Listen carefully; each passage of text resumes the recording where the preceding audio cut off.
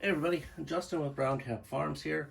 There's a lot of YouTube videos about people that have been successful in mycology. We all like to show our success stories, show our new lab equipment, and all the awesome things that we do. And we don't usually make a video when we screw up.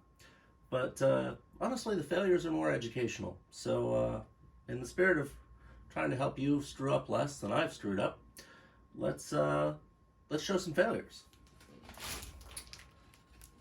That right there.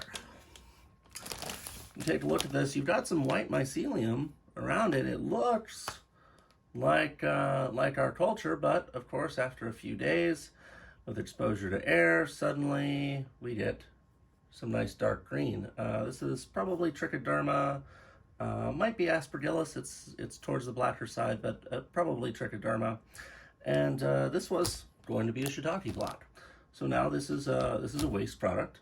I can't really sterilize this and reuse it, at least not cost effectively. So I'm going to put my mask on, cut this bag open, dump it on the compost heap. The trichoderma is not really a problem in compost. It'll probably get killed by everything else in my compost pile.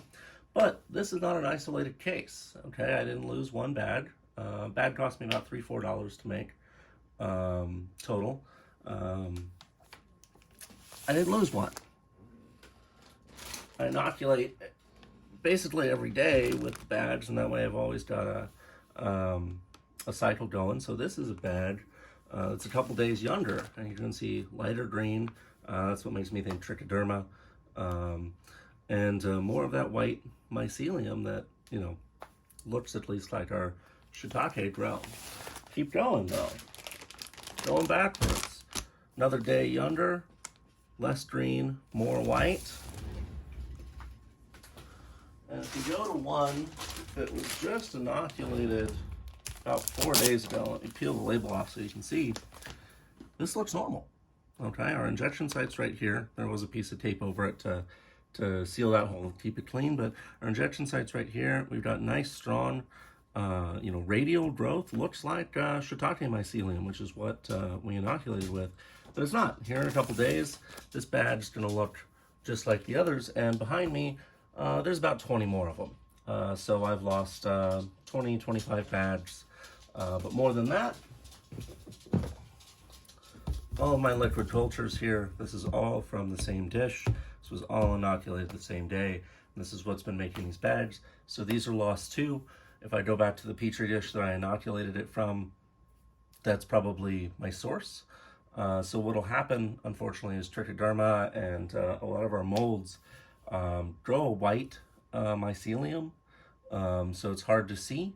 If that gets mixed in such that it's not sectoring off, you'll end up with a whole culture of it.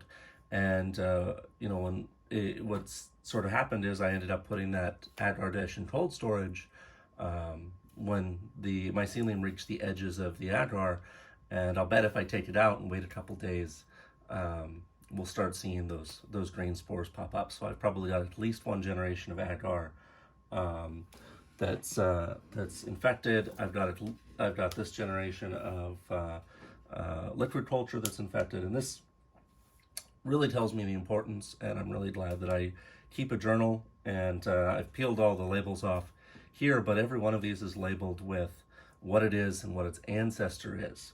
So I write on every dish, and now I've gone to QR codes, which are fantastic, but telling me where this came from, and that way I can back up and I can start looking back in my history and in the generations of my cultures and say, okay, so these fruiting bags are infected, and since it's all of them, it doesn't mean it's not I had a hole in one.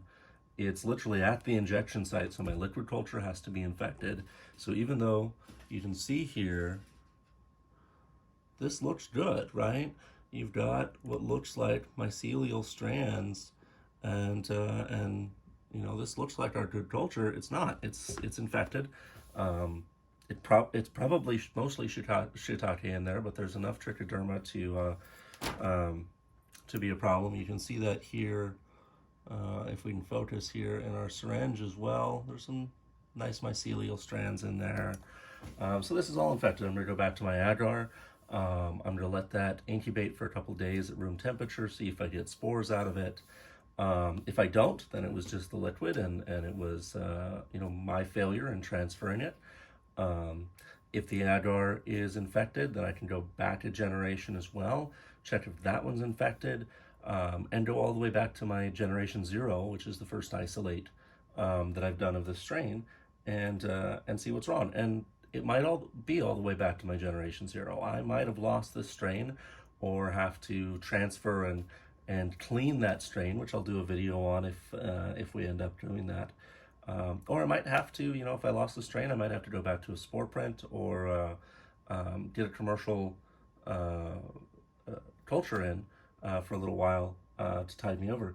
So, it's embarrassing. I'm showing the internet the worst parts of growing mushrooms, but this is educational. So yeah, we have contamination, and it sucks, and it just cost me quite a bit of money. But it happens, and it'll happen to you, no matter how good you are, no matter how good your procedures are, it'll happen, and we learn from it. So hopefully you'll learn something from this, in at least in identifying and going backwards.